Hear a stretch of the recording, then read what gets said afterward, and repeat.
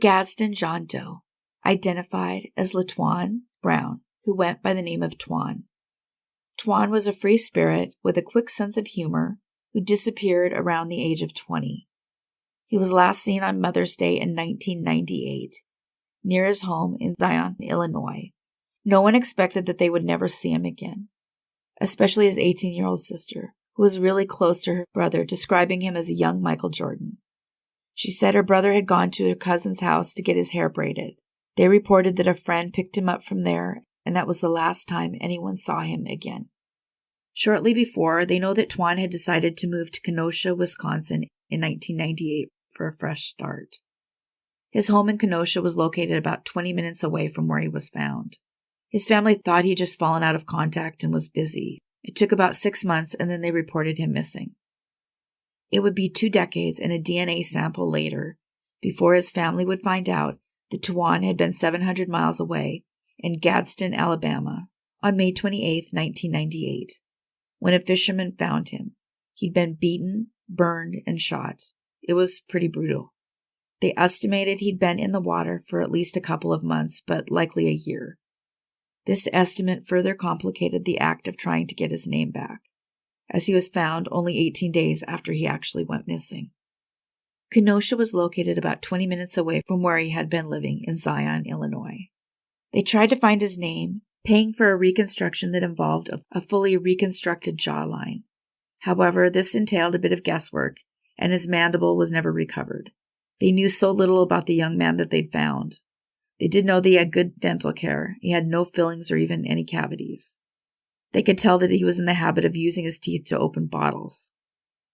The DNA confirmed in 2018 that the man found in the Coosa River 20 years before was the missing Twan Brown. How he ended up there and why is still a mystery. His sister would describe their relationship as being almost like twins. We knew each other's secrets. We shared everything. Growing up, he protected her, and she protected him.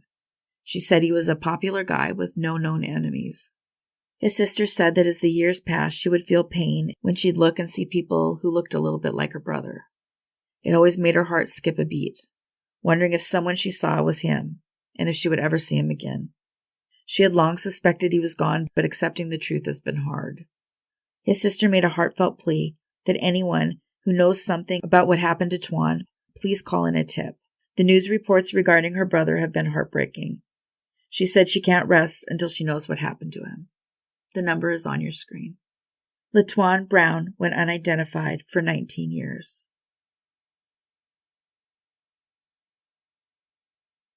The Greenville Jane Doe, identified as Elizabeth Lamotte. Liz was 17 when she disappeared.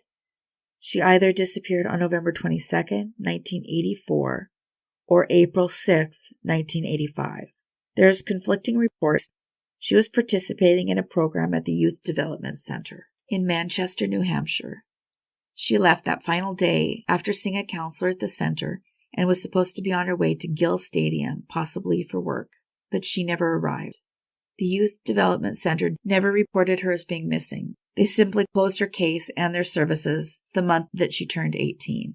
Unfortunately, if they had filled out a missing persons report, it's possible she never would have become a Jane Doe at all. Of course, hindsight's always 20/20, and it's easy to second guess what others did. Because the truth is that Elizabeth was found on April 14, 1985, along Interstate 81 in Greene County, Tennessee. It appears someone was taking the off-ramp when they disposed of her, which feels pretty gross to say, actually. I'm sure I'm not the only one that's tired of listening to my voice say that women were dumped off the highway.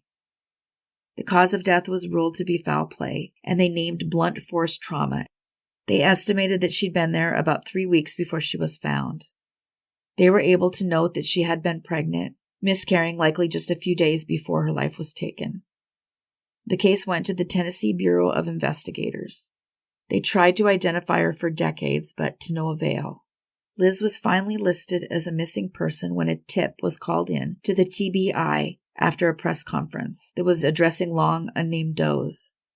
While she wasn't one of the does that had been on the TV, it was a lead that actually would help find her someday. Originally, there was some confusion with her identity. One of the tips received by the cold case unit was that Elizabeth disappeared from Manchester in that time frame and could be the Elizabeth Evans officials were trying to locate.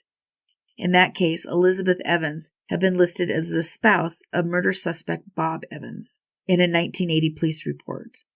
They were looking for her because it believed it was possible she was the same woman believed to be the spouse of Terry Peter Rasmussen, who went by the alias of Bob Evans. That Elizabeth believed to also be Elizabeth Evans, but they eventually eliminated this as a possible identity.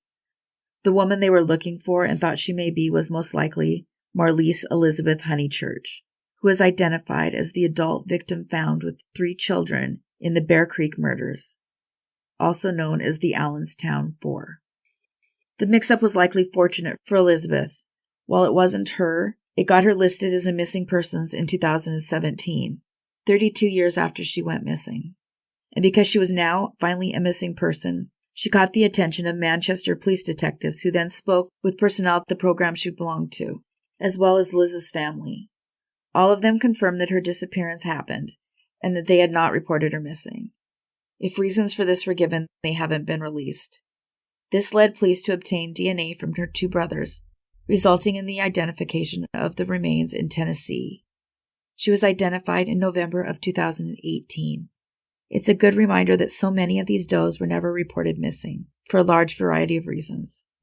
But it's a big part of why there are over 4,000 unidentified victims found annually, and of those, about 1,000 remain unidentified.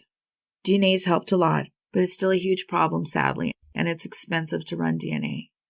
The New Hampshire Attorney General's office was able to compare the DNA to the Greenville Jane Doe, and in 2018 officially announced she was Elizabeth Lamotte.